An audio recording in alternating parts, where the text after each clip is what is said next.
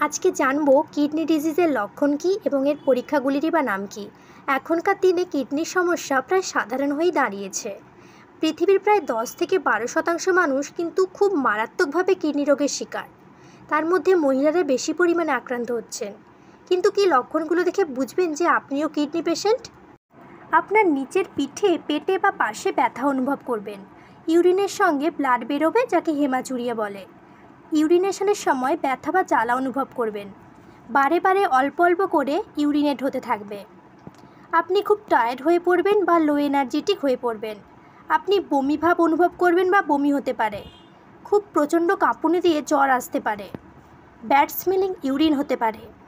তার সঙ্গে চোখ ফুলে যাওয়া এবং পা ফুলে যাওয়ার মতো লক্ষণ দেখা দিতে পারে।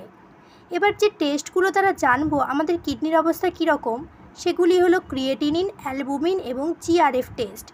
এই লক্ষণগুলো যদি অনুভব করেন বা দেখেন, ইমিডিয়েট ল্যাবে গিয়ে টেস্ট করে নেবেন। ভালো লাগলে লাইক করবেন। Thank you.